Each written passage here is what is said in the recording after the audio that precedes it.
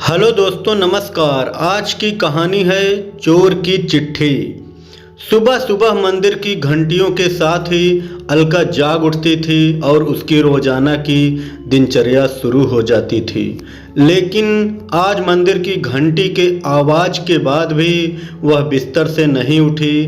नींद तो खुल गई थी, परंतु बिस्तर से उठने की हिम्मत नहीं हुई।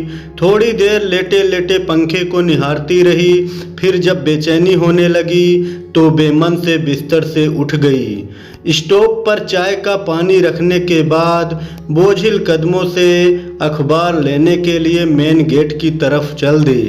फर्श पर पड़ा अखबार उठाते ही वह चौंक गई। पास ही एक सफ़ेद रंग का बंद लिफाफा पड़ा था। लिफाफे पर लिखा था, सिर्फ अलका दीदी को मिले। आगे पीछे ना कोई नाम ना कोई पता। डाकघर की सील भी नहीं थी। इतना तो तय था कि कोई व्यक्ति खुद यह लिफाफा डालकर गया है, लेकिन कौन और क्यों, इसी उधेड़-बुन में जिज्ञासा हुई और तुरंत लिफाफा खोलकर देखा तो एक चिट्ठी रखी थी। चिट्ठी में लेकर कुछ पल सोचती रही कि पढ़ूं या फेंक दूं। न जाने किसने लिखी है और इस तरह रहस्यमय तरीके से चिट्ठी भेजने का मतलब क्या है। बिना पढ़े फेंक दी तो हजारों सवाल जहन में कोलाहल मचाते रहेंगे। एक झटके में उसने चिट्ठी खोलकर पढ़ना शुरू कर दी। प्यारी दीदी, नमस्कार। मैं ही वो बदनसीब चोर हूँ जिसने 3 दिन पहले आपके घर में सेंध मारी कर लाखों रुपए की नकदी और सोने चांदी के आभूषणों पर हाथ साफ किया है। अलका को काटो तो खून नहीं। पहली लाइन पढ़ते ही अलका का चेहरा गुस्से से तमतमा गया। पिछले 3 दिनों के दौरान हुआ घटनाक्रम तेजी से आंखों के सामने घूमने लगा। मैं जानता हूँ मेरा गुनाह आपके गुस्से को 7वें आसमान पर ले जाएगा, और थोड़ी हैरानी भी होगी कि एक चोर आपको चिट्ठी लिखने की हिम्मत कर रहा है। आपका गुस्सा होना बेहद लाजमी है। आपकी जीवन भर की जमा पूंजी चुरा कर मैंने आपके और आपके परिवार के हर सदस्य के सपनों का हरण किया है। कल यानी घटना के अगले दिन आपके घर में हुई चोरी की खबर अखबार में पढ़ी तो बड़ी शर्मिंदगी महसूस हुई। अफसोस भी बहुत हुआ। मेरी इस करतूत से आपकी शादी निरस्त हो गई, जो अगले महीने होना तय थी। ऐसा लगा मानो जिस बहन की शादी का सपना मैं बरसों से देख रहा था, आज उसी बहन का नया संसार बसने से पहले खुद अपने ही हाथों से उजाड़ दिया। जी हाँ, अलका दीदी, मेरी एक बड़ी बहन है दिशा। परिवार में हम 3 लोग हैं, माँ, दिशा और मैं। अपना दुखड़ा सुनाने से पहले मैं कुछ कह देना चाहता हूँ। दरअसल मैं वैसा चोर नहीं हूँ जैसा आपने सोचा है। अपने ऐशो आराम या मेहनत से बचने के लिए मैं ऐसा शर्मनाक कृत्य नहीं किया है। हाँ दीदी, मैं स्नातक हूँ और फिलहाल बेरोजगार हूँ।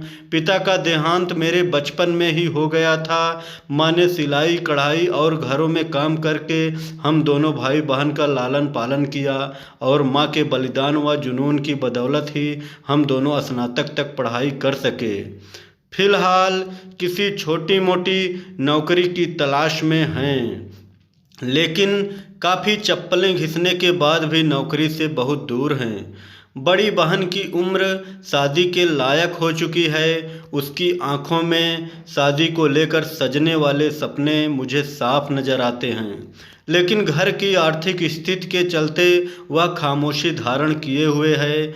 मैंने और माँ ने बहुत प्रयास किए कि उसकी तरह यहाँ वहाँ से पैसा उधार लेकर दिशा की शादी कर दें, लेकिन हर जगह दहेज और शादी कार्यक्रम के अच्छे इंतजाम की डिमांड हमें मजबूर करती रही। और फिर हम जैसों की मदद भी करता कौन है। बेटी की शादी ना होने से माँ भी दुखी रहने लगी, और माँ का दुख और बहन की घुटन मुझसे बर्दाश्त नहीं हुई। इसी जद्दोजहद और पशोपेश में मैंने चोरी जैसे घृणित अपराध को अंजाम देने का दुस्साहस कर डाला। करीब 10 दिन अलग अलग घरों की रेकी करने के बाद आपके सूने घर में चोरी करने का मौका मिला और आपके घर से लाखों का सामान चुरा लाया। मैं खुश था कि अब धूमधाम से दिशा का विवाह कर सकूंगा, उसके सपने पूरे हो जाएंगे। साफ है कि चोरी की बात मैंने ना माँ को बताई और ना ही बहन से जिक्र किया। हाँ, इतना भर जरूर कह दिया कि अब घबराने की ज़रूरत नहीं है। अच्छा लड़का देखना शुरू कर दो।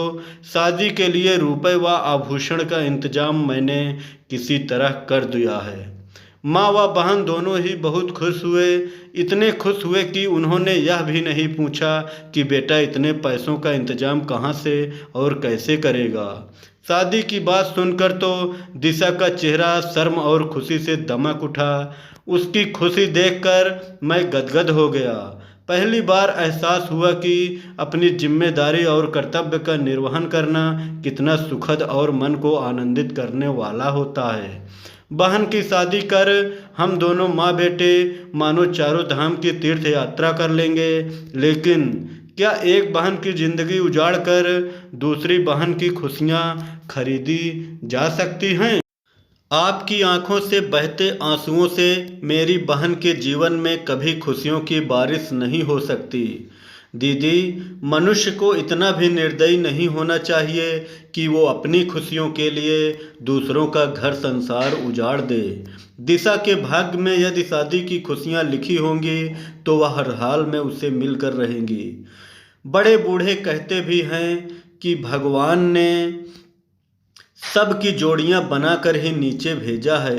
मैंने सोच लिया था कि आपके सारे रुपए और एक एक आभूषण को आपको लौटा दूंगा। कल दिन भर चिंतन मनन करने के बाद मैंने सामान लौटाने का यह तरीका अपनाया है ताकि आपसे क्षमा याचना भी कर सकूं।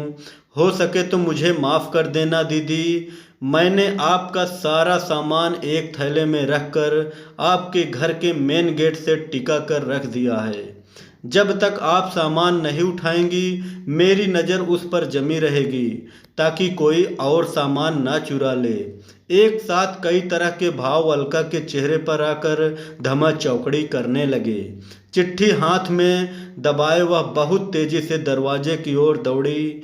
एक झटके से दरवाज़ा खोला, थैला वहाँ रखा था। जल्दी से थैला उठाकर वो अंदर ले आई। एकदम से बिस्तर पर पलट दिया। नोटों की सभी गड्डियाँ और एक एक गहने सही सलामत थे। उसकी आंखों से आंसू और होठों पर मुस्कुराहट थिरक उठी। अलका ने सारे पैसे और जेवर अपने हाथों में समेटकर चेहरे से लगा लिए। फिर अचानक उसे चिट्ठी का ख्याल आया और एक बार फिर अचानक वह दरवाजे की ओर दौड़ पड़ी। दरवाज़ा खोलकर उसने चारों तरफ नजरें फिरा कर देखा। सूनी सड़क पर कोई भी नहीं दिखा। चिट्ठी अभी पूर्ण नहीं हुई थी। आगे लिखा था, एक निवेदन है दीदी, इंसानियत व कानून दोनों ही नज़रों से मैंने ऐसे अपराध को अंजाम दिया है और उसकी सज़ा भी कानून में तय है। एक न एक दिन कानून के लंबे हाथ मुझ तक पहुंच ही जाएंगे। मेरे जेल जाने के बाद माँ और दिशा की ज़िंदगी बर्बाद हो जाने का पूरा अंदेशा है। अतः मैं चाहता हूँ कि पुलिस में दर्ज चोरी का मुकदमा आप वापस ले लें ताकि मैं पूरी तरह से बेफिक्र होकर अपनी माँ व बहन की सेवा कर सकूँ, उनका सहारा बन सकूँ। नमस्कार। अलका ने फौरन अपनी माँ व अन्य परिवारजनों को जगाकर सारा किस्सा सुनाया। उनके सामने जेवर व रुपए रख दिए। माँ का तो खुशी के मारे रो रो कर बुरा हाल हो गया। सभी ने भगवान का लाख लाख शुक्र अदा किया और ईमानदार चोर की इंसानियत पर अलका ने सामान वापस मिलने की जानकारी पुलिस को देकर अपनी FIR भी वापस ले ली।